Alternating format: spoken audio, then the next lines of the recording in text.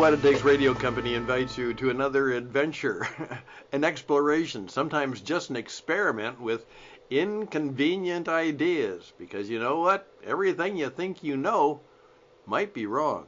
Let's talk about some of those things right now. Greetings once again, ladies and gentlemen. This is Stan Hustad, back after a bit of a downtime, overtime, out of time in my life. And that was a bit inconvenient. So I thought this would be a good way to begin with some inconvenient ideas, which doesn't necessarily mean they're bad ideas. In fact, what I am now discovering is many of the best ideas are usually inconvenient to us and to others, at least for a time. And again, one of the subtitles of this whole adventure called Inconvenient Ideas is the ability to say, could it be that everything I think I know or thought I knew might be wrong? Can we have the courage, perhaps, and the confidence and humility to admit that in these changing chaos and sometimes crisis times that everything we thought we knew might be wrong? Well, that's just the thought for today. I just wanted to come back with a few things that I think might be helpful. Now, one of the things that we've always been about has been the idea that entrepreneurship is a good way to live. That even though I may be a real entrepreneur in the fact that I have my own businesses and I either live or die by them, that even though you may not be in that category, it's important to think that way. The idea that in our times that we must think of ourselves perhaps as self-employed, that we think of ourselves as someone who doesn't work for some group or for some organization, but we work with them, that we understand that in this day and age we have to be kind of fully self-sufficient as best we can. Recently, and now this again is an easy confession to make, is that when I first heard about the coming AI, and many of you may remember that I actually said that not a whole lot of things would change, but a number of things would. Well, I think I may have gotten that wrong. It could be that a whole lot of things are going to change. As I have gotten more into it and discovered both the beauty of it, the bounty of it, in many cases for my work, the blessing of it, but also to discover that it could be a real bombshell, it could be a real blast, it could be a real boomer in the negative sense for a number of organizations and a number of careers. It is very powerful, and it's doing things that I never thought it would be possible. And I have found that to be very helpful. In fact, just the other day, we were going through some difficult decisions as to how to handle a transaction. And my team and I, we just didn't know how to make that work or the resources we would need. So I got on and got on to Stash, our robot, and I put out the question and the dilemma. And within about 2 or 3 minutes, it came across, and it had the research, and it had the answer, and it had the people that we needed to contact to get what we needed. Now, I don't know how long it would have taken us to do that. A long time. It would have wasted the day for sure. And we had it done in about 3 minutes. It turned out that the information was correct, it was helpful, and solved the problem in about 5 minutes that could have taken us 5 hours or the entire day. And that is happening, as I'm discovering, for a lot of people, that it can be some things that are really very, very helpful. As I say, keep in mind that what it does, it's not creative. Keep in mind that that's important. But is, as I say, it's AI is, first of all, it is very much aggregated. It knows where everything is at. Of all the knowledge out there, they can aggregate what you need quickly. It also has an amplification to it. It can really highlight it and bring it out and amplify it and expand on the information. And it can do that incredibly so. Uh, it has acceleration. It is so much faster than any of us would dare to dream that we could do it. And in effect, it's also very much the fourth A is it has a sense of artistry. Uh, it is an artistic. You need a picture. You need a diagram. You need a studio background. Whatever you need artistically, it can very well put that together in worlds and words and work that are quite amazing. And that is just the beginning of what is possible. And I've also discovered that there are a number of people who've told me that in terms of their financial planning and some of their tax doing, is that what AI has done in terms of making market recommendations or telling people how to handle a stock situation or a tax situation, that the answer they get is far more creative than they could be aware of. That in some cases their financial and tax advisor had never heard about that or knew about that. And so all of that is making things very, very unique and very challenging. So we're going to have to learn how to deal with it, and we're all about that. I my friend Joe Pine, who is now the leader of what he calls the transformation economy, said to me, Stan, you got to read this book. Okay, Creator Capitalist. And boy, it is a doorstop book. And I said, well, why? And he said, well, Stan, there's some things in there that we all need to know. These two guys that call themselves the category pirates, and they've got an incredible amount of new information, particularly AI based. And what they're saying is that you'll have to be a capitalist creator. You have to learn how to create things in a way that it creates not only value for other people, but it is capitalistic. It is the marketplace.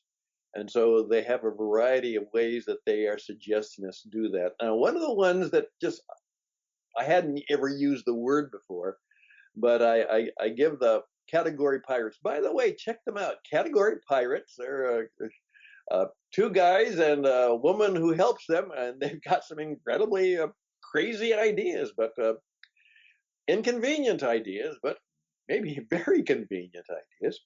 And what they're saying is that it really is a digital creative world now, and everybody can play, and those who don't play are going to lose out. And so we have to do that. And one of their recommendations is that you need to discover your superpower. Now, that word hit me. Well, what's my superpower? Well, I'm good at a number of things, but I would really encourage you to think about that. Do you have a superpower? Could you, with a little work, develop a superpower and bring that into your life and marketplace? What is your superpower? Do you have one? What is the category of life and business that you could own? I mean, you could be number one, or certainly number 10, or certainly number 100 of thousands, if you could really frame it so that you are one of the category pirates. What category of life, business, and the marketplace can you find your way? As they also point out, please keep in mind in doing so, you're going to have to not make noise, but you're going to have to be a bit noisy. You're going to have to speak and say and perform just what we've been teaching you all about. Your blogs, your written blogs, are going to lose their power. They don't have emotion, expression, persuasion. They don't have energy. They don't have a number of things that people will want in the digital age. And so those are some of the things that are really striking me right now. And so I just want to pass them on to you, that we are in challenging times. Now, 26, I promised, was going to be a difficult year. Now, I didn't mean it was going to be hard and terrible and things like that, but it's going to be difficult because there's going to be so many changes we have to make, so many things we have to get used to. And AI has been more than that. Also, I'm wondering now, with the current war going on, something big is going to get settled one way or the other. Because really what has happened is that the empire of Iran, under the Islamic regime, has influenced a whole lot of the power structures within the Middle East. And in effect, Donald Trump has been just like Teddy Roosevelt, only more so. It's said that Teddy Roosevelt said, speak softly, but carry a big stick. Well, Donald Trump would say, speak strongly, real strongly, maybe shout and scream and carry a big stick. And so the move that he is making on maybe all of our behalf, certainly on behalf of the many Jewish people who the Iran regime has been after for years, things might change a lot, and maybe for the better. But there's going to be a number of those things that take place in our lives. Could it be? And someone said to me just the other day, they asked me to look at a document and see if they thought the wording was right. And I went back to him and I said, well, the wording is right, correct, but there's no power. You're going to need power. Words do not persuade. Power persuades. And so your words probably need to have some power in them. They may have to be delivered with power. They may have to cause things to happen that are powerful. Now, what Trump did in saying, okay, I'm going to block the ports of Iran, so they say they will determine who will use the canal, the Straits of Hormuz. He said, okay, here's the deal. You won't use them. You can't use them. And the only people who can use them will be the ones we allow to use them. And in fact, he took their major leverage card and turned it on them. And now we will see what will be, what will happen. But that struck me. Speak softly. And we do need to lower the energy and the tone and the violence and the bad things. But there's also a point where we're going to have to speak strongly and perhaps carry a big stick. So that's where I'm trying to figure some things out. Now, I'm in the same situation that many of you are in. I have many, many opportunities. I also have many, many challenges. I'm looking at what will be in the years that might be ahead of me. I'm lucky in the sense that I don't have to think about the next 20 or 30 years because I won't make it that long, but I hope to be around and do good work. I want to do good things. I want to be useful. As I've told you before, my daughter wrote a book called How to Be Useful. I'm going to try and resurrect that for you, particularly when I found out that one of Elon Musk, when he said that the thing that kind of guided him as a wild and crazy entrepreneur was just to simply ask the question, what could I do for others that would be useful? Not necessarily entertaining, which is important, not necessarily making people happy, which is important, not necessarily problem solving, which is very important, but to actually fit in where I am useful. And so that will be one of the episodes we're going to be talking about. Now, also in addition to that, all right, uh, this may be of interest to you. And if you'll pardon me just a moment, I'm going to see if I can change into another studio. Let's see if I can do that. Okay. Let me see if I can go to a different studio. I think I can, just a bit here. Where would that new studio be? Could it be here? No, that's another studio called the 10X Studio, and that might be something that you want to talk about. Uh, could it be the Transformation Zone Studio? Oh, that's going to be a unique studio. Or could it be the Cowboy Spirit Zone Studio?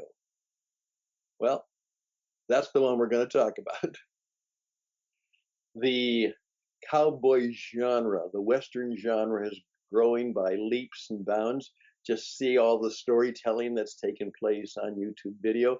And as I was one of the creators of the first Cowboy Up podcast, right now, those of you who love the cowboy way of life, the dude ranch experience, the Western writers, those of you who are very much a creator within the cowboy tradition, or you are a consumer of the cowboy tradition, we've put together what we call the Cowboy Spirit Storytelling Company, because that's the business that the Western people are in, the cowboy spirit people are in. And we're going to call it a broadcasting, publishing, and performing collective. And all of those words have important meaning. Now, if you'd like to know a little bit more about what the Cowboy Spirit Storytelling Company is all about, uh, that gang of highly polished, I mean, they're good. They are great musicians, they're great writers, they're great in the business of telling stories, they're very good in running a experiential industry like the Dude Ranch business. And we're going to try and put together a collective of people who will not only perform well, but help others perform well and build a business that helps people live well and flourish. Remember, if your business does not help people live better and flourish, it's probably a wreck. And I guess I'm getting known for that expression around the world. I find it popping up all the time. I really mean that. We're not in the business just to make a profit. We are to be people who do business to help one another flourish and be fully alive and live well. Peace on earth, goodwill to men and women. And that's what we're all about. Well, thank you for giving me about 19 minutes, a little less than a TED Talk. It says, maybe some people call it a Twit Talk, but I would love you to be in touch with me. You want to reach out with me to me about anything? Here we go. Stan at witradio.net. Stan at witradio.net. STAN at WIT radio.net. Let's get you on the air. Let's get you in business. Let's help you become world class and perhaps develop your superpower that makes a good living, maybe a great contribution, and brings peace on earth and goodwill to all of us. Till next time, bye for now.